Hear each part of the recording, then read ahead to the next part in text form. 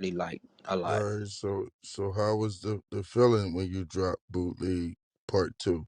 How was that feeling when that thing hit the streets? Shit, it felt great. I felt like I accomplished something because I always wanted to do a CD, under OG Ronci with him and stuff, and for him to talk on it, and for him to get the stamp of approval of the mixtape saying we're introducing everybody to me, and having me on the front cover. And as you see on the front cover, it's like he pushed everyone back and put me to the front. Like, look, look at like me, not them. You know what I'm saying? And it just to have that and be able to have a hard CD in my hand that's pressed up that had and it going, and it's like in all the stores, like it was in Walmart, FYE, and mom and pop stores, the whole 9 yards, everywhere. For me to be able to hold that and know that I accomplished something, that it made me feel great, like really, really good, really good. And it made me smile because it I knew all those people that laugh, it's kind of like, put it in their face. And it was funny too, because, whenever I would go back to the north side where I was from and stuff, people would see me and they were like, hey man, I saw that with that tape. Hey, I saw that with that CD. Like they literally would like stop me, like, hey man, I saw you on that CD. Like, damn, you did it. Like, you with them. And I'm like, yeah, yeah, yeah. They're like, man, hey, if you, hey man, let me, jump down the track and this and that. And it was like so funny because so many of these all these rappers that I knew and stuff, like they were not like big or nothing. They were just like, little hood rappers and stuff. They were the ones that laughed at me. They were like hitting me up or trying to see whenever they saw me, trying to tell me, let me jump on the track, let me do this and that. And I just kind of like, yeah, I got you, got you. But in the back of my head, like, nah, man, I'm straight, man. You know what I'm saying? If you was to talk to the 13-year-old you, what would be some of the things you would guide them along the way as far as looking out for pitfalls and what I'm saying, just being aware of certain things, because I know the road ain't easy. What I'm saying, just some advice for 13-year-old you. Man, if I could go back, like for 13-year-old me and stuff like that, is one thing is always have a backup plan. Don't, if you're gonna do one thing, it's cool to do one thing, but always it's cool to be good at one thing, but try to be good at multiple things in the same type of field that you're doing. So like, if you're gonna be a DJ, a great DJ, try to be a good maybe audio engineer, or try to also be something else, maybe I don't know, a writer or producer, like make beats. Try to do multiple things in one field, because honestly, things change so damn fast. You could be great right now, and 20 years later, you could be like, God damn, this is the only damn thing I know, and I wish I knew how to do that, or I started doing that, and now I got all these connections and stuff, and I can't use it, and this, people fall off, stuff like that. And it's just, me personally, and this is with anybody, not even with just the music thing, with any field. With any field you do, and try to be good at multiple things, not just one thing in the same field. So you have something you can go on in multiple hustles and stuff like that. So, because honestly, things changed. The whole everything changed. CDs went basically almost irrelevant. I mean, they still sell, but it's not like it used to be. So the mom and pop stuff is gone. Now it's no more. Everything's online, digital, more stuff. So it's all social now. It's totally different. So anything with any field could change so fast. So, and I did that at that time when I was 13. I also was like producing little beats and stuff like that, and I would like try to like semi engineer a little bit, how to learn my plugins and how to EQ my voice, and how to like it took lots of years and lots of years. And then then going across when I go to studios with artists and stuff to get drops or just hang out, they're showing me their new album or whatever, the engineers would be there, and I'll just kind of like just peep the scene and stuff like that, and just kind of watch a little bit, not be over the shoulder, but kind of watch a little bit, then learn. And then now someone say, hey man, I need this, I'm like, oh shit, I got some stuff for you, I got this, I got that. But that's what I would personally go back to me at 13. I mean, I did it, but I did it and I was lucky that I did it. But if I were to go back, I would reassure myself, hey, make sure to do this 100% all the way. Like, you need to do this. Don't second think it, you know. But that's what I would tell anybody. For real, it'll help you out for sure. All right, that's real. That's real. Yeah, like, yeah, I know. Like I said, like, for real, because I know some DJs right now that don't have a backup thing, and when all this COVID stuff happened, they were struggling because they didn't know how to do anything else. They just knew how to DJ clubs, and clubs were getting shut down and everything. And like, what the hell do I do? Facts. What the hell do I do? But guess what? I could auto engineer, I could produce, you know, and Right. then with all the connects I have, it'll help me out. So that's why whole reason why I said what I said. Hey, Nah, that's a fact. You hey, ain't lying. hey, what's your favorite computer program as far as you know? What I'm saying that music stuff, and what's your favorite equipment? You know, like what you like to use. Oh man, my favorite program. I mean, two. I have two of them. Oh, actually three. Well, for producing, like, you know what I'm saying, making beats and Oh, stuff would be, anything. Yep, yeah, anything. All of it. Just you know what I'm saying? Because you know somebody might be listening to this, and yeah, you know a 13-year-old you might want to find out. So yeah, yeah. For producing, my favorite app would be Cubase, Cubase, Cubase. For audio, for like, you know, recording, and what I record my stuff, my mixtapes and everything to first would be Pro Tools. Of course, that's just the general type thing. Majority of people use Pro Tools. I like Pro Tools a lot. And then another thing I use to help with, like, you know, mastering and stuff like that, it's an expensive program. It's a great program, but it's Magic Sakura. It's a great program. Those three there are like basically my three babies: Cubase, Pro Tools, and Magic Sakura. It's a Sequoia. I think that's how you pronounce it. But those three right there are the top notch. Those three, you can't go wrong. It's good quality type stuff. As far as like what I like using, mixer wise, Rain mixer. I love Rain mixer. It's really nice to have a nice on the faders. It cuts really nice. As far as like scratching stuff like that, I mean, I have my techniques, my 1200s, but I also have some Nexus 2000s, which is the CDJs. It's the same thing that Juicy J uses.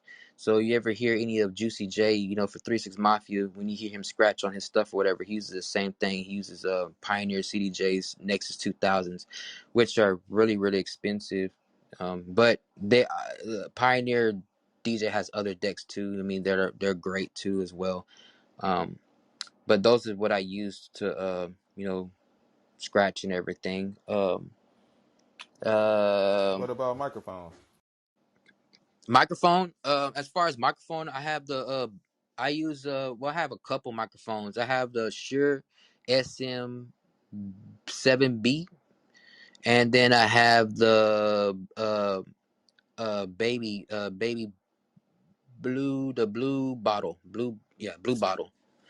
I have the Blu-ray. blue bottle. I have Yeah. those two. I don't get anything crazy up in the high end, because honestly, when you go like really really high, like I feel like if you're gonna be, I'm gonna say, if you're gonna do like voiceover type stuff, talking on mixtapes and stuff like that, there's no reason for you to get no $1,000, $2,000 mic. You know, to be honest with you, You like if you're buying the gonna be a, Newmans. yeah, like Newman and stuff like that, there's really no reason for, like, you know, a DJ doing mixtapes to get that type of stuff. That really doesn't make sense. I mean, if you want to, you can go for it, but it's just, you're defeating the purpose. It's really just, you know, if you're a rapper, it's a whole different story. But again, in order for the microphone to even make sense, when you get something like a Newman and all them, you know, $1,000 microphones, you need to get you need to have some hardware too as well to be able to make it make sense. You know, you need to get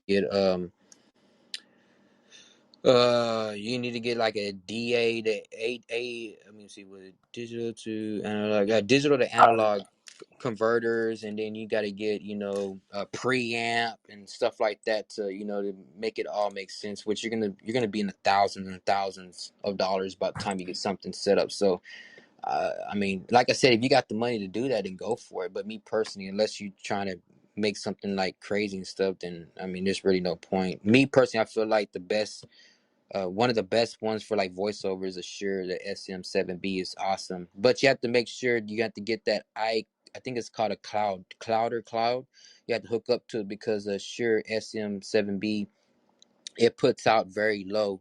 It's not very loud, so you get that cloud. You hook up to the microphone, which basically boosts the volume, so you can be able to get volume. And then the baby bottle is an awesome microphone too. It's really really nice. So those are the two microphones I use. Okay, okay. Hey, Crypto, I see you blanking your mic. You got anything you want to chime in on? Oh shit! I was just gonna say something like those Avalons or something like for the preamps when you were talking about that. Yeah, them Avalons are nice, dude. Yeah, you gonna I spend for some real. money for them, Jack. Yeah, but them Avalons are really really nice. You can get. I mean, you could go on to one of these offer ups or something and probably find someone with the Avalon trying to give it up and stuff like that. But as far as buying it brand new, yeah, you're gonna spend some money. But you could probably get it secondary somewhere, something like that, for someone just trying to get rid of it. But the Avalon, the compressor and the EQ, that I think it's a whole little channel strip. That's what they call it, a channel strip, which has it's a preamp, compressor, and an EQ in one, and it's nice. It sounds very nice, and it warms up that microphone, and it makes it thick and warm, and makes it sound really good. I really like Avalon a lot. Yeah, that was what I was saying. All right, all right. Let me get a quick reset real quick, Crypto. Yeah, this is Houston Restless Nights. Welcome DJ Lil Steve to the Houston Restless Nights platform. Follow all the moderators on stage. Join the clubhouse. Scroll to the top. Follow that green mansion. Tonight's topic, Lit DJ, chopped up, not slopped up. Let's get it, y'all. All right, DJ Lil Steve. I wanted to ask you something, man. Because, I listen to your stuff, man, all your shit, like a whole bunch. I like for the last 3-4 days, I just been on your shit straight all day, right? Mm. So I wanted to ask you something. I can tell the difference between the way OG Ron C chops his shit and the way that you chops your shit. I noticed that your shit might seem like a little faster than his, but your chops would be on point just as like his as well. Can you see any resemblance in y'all both, the way y'all slow down shit and chop it? Yeah. I mean, at first, it like that's one thing too. I was basically when I first got with him, like that's how I learned. It was from studying him. Right, So right. when I first got with him, I was doing all these tapes, like literally in 2005. That's whenever I got down with him, and I was doing all the tapes. I was doing the lessons. I was doing the summers. I was doing the summers, the lessons, the spring breaks. I was doing. I did the bootleg, the one bootleg one. Then I was doing the Thug Yeah, Passion. bootleg. Yeah, I fuck with I the was bootleg. doing the straight gangster. I was doing all of those. The only one I did not touch was the After the Kappas. After the Kappas, I did Oh not yeah, touch. Kappa That was Kappa. that. And I was Yeah, about to ask you that too. yeah. Nah, that was No, straight. that was OG Ron C Yeah. shit. That Okay. That was his baby right there. He didn't let no one touch those after the Kappa ones. That and the fuck actions. Those are the only two that I did not Oh touch. I man, I didn't. love that. What Yeah, that fuck yeah, action, man? Come on, man. yeah. I didn't. Anybody Yeah, down south know what I'm talking about, man? On that fuck action, bro. yeah. So my OG. first daughter got here because of the fuck action. You know what I'm talking about? Yeah, those are Big the old two. fact. Those are the two. Those are the two that I did not touch. Was After the Capo and Fuck Action. Besides that, I touched all his big titles, and I mean, when I got with him, a lot of people could not tell the difference. They were like, "Did OG do that, or did Steve do that?" And I was like, "I don't know." And who do you think? He goes, I really think OG did. I'm like, "Nah, I did it." Because at the time when I got with him, I wasn't talking on no tapes. It was just him. He talked on everything. And the only way that you would know if I did it back then, so if you go to any OG Ron C mixtape from 2005 to 2009, because in 2010 I started talking on my own stuff. But from 2005 to 2009, if OG Ron C mentioned my name, I did the tape. So that's just if you want to know. If you go back to any of the lessons, any of whatever, and you want to know, oh, did Steve do that? And it's like from 2005, 2009. If he said my name, I did the tape. He did not do the tape. He just talked on the tape. And so from 2010, when I started talking on my tape, I was like, man, you know what? It's cool to sound like someone, but I wanted to be a little bit more different. I wanted to still carry like what I did, like how I did it, but I wanted to do a little bit different. I think there's a big difference of how I do stuff now than what I did back then, whenever I was way younger in 2005 and stuff like that. It's a little bit different because, like I said, I didn't want to be an exact copy of him, because I felt like if I'm an exact copy of him, then it just I don't know, it doesn't separate me. It makes me look like, I don't know. It just it doesn't separate me. It makes me look kind of lame in a way. Kind of just like, just why you jocking this other dude to sound just like, it's kind of like a rapper sound like another rapper. If you see another dude that sounds like Ice Cube, you're gonna be like, why you sound like Ice Cube for? We already got an Ice Cube. So that's why from 2010 I started changing up some of my stuff a little bit and adding different stuff that he wasn't doing and stuff, and just being a little bit more unique and whatnot. So I think nowadays, yes, you can see a difference between us two, because he doesn't do it, and a lot of stuff I do, I still brought with me to today, like the mega mixes I do and stuff like that. He doesn't do that stuff no more, and that's who I got it from. I got it from him because he used to do mega mixes and stuff, and he doesn't do that stuff no more. He doesn't care about that stuff. So I felt like, I still want to bring some of that stuff, but still change it up and add things to it. So right to this day, yes, there's a big difference between, not a big difference, but there is a difference between us.